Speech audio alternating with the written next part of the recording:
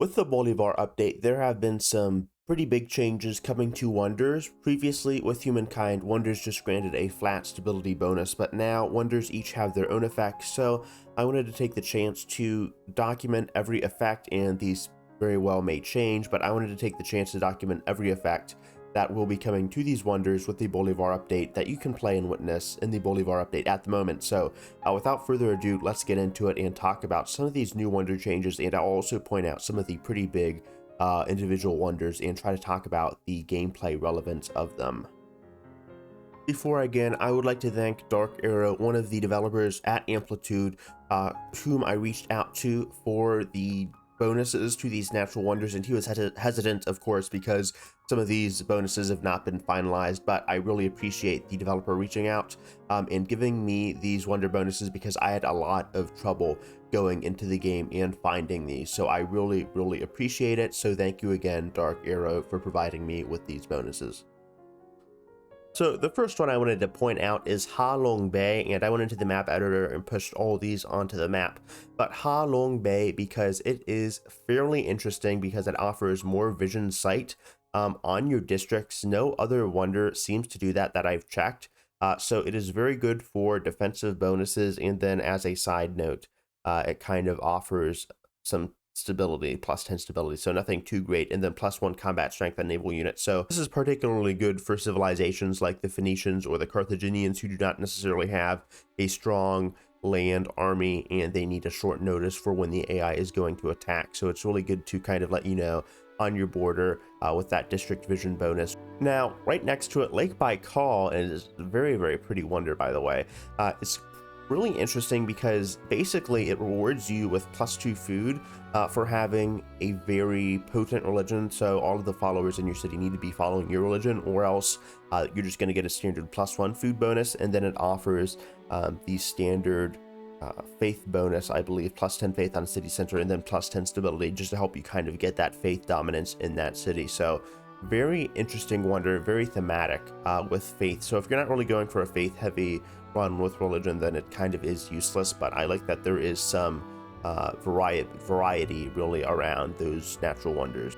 Basically, you get +5 influence by itself, already very potent for the early game, with accruing that influence. I think a pottery workshop kind of gives you around that same amount of influence. This might be a little bit more. And then on top of that, +1 money per industry worker on city or outpost, and then +2 industry per industry worker on city or outpost, and then +10 stability. So you're really going to be having some powerful industry workers that are kind of well-rounded with money, so you might not need that initial investment into those merchants. So very good.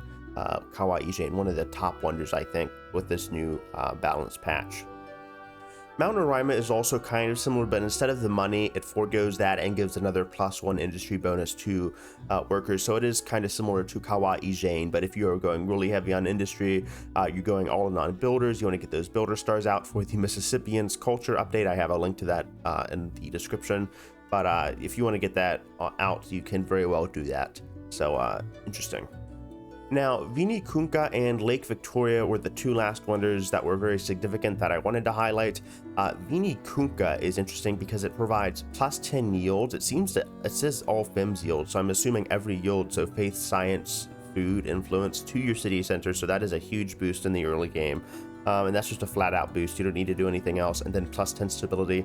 And then Lake Victoria, I think this is my favorite wonder design in the game, basically has an interesting take because it's +5 food on city or outpost, and then -10% population food consumption on city or outpost, and then +5 money and +10 stability. So if you are in a desert-like area and you get Lake Victoria, that's going to be very useful, because food and farmers' quarters are very weak around stone field, sterile terrain, and I mean, even if you get this in a tundra terrain or taiga, it'd still be very relevant. So Lake Victoria has some interesting bonuses with that reduced food consumption, and I kind of like that. Something similar going on towards, I think, one of the African cultures in the early modern era from the DLC. I forget their name, but yeah, very similar to that. I think they were the Maasai, actually. Also, there is Zuma Rock if you are going on a militarist kind of warpath. It basically grants you +5 fortification on city or outpost, +5 unit regeneration, and then +10 faith on city center, and then +10 stability.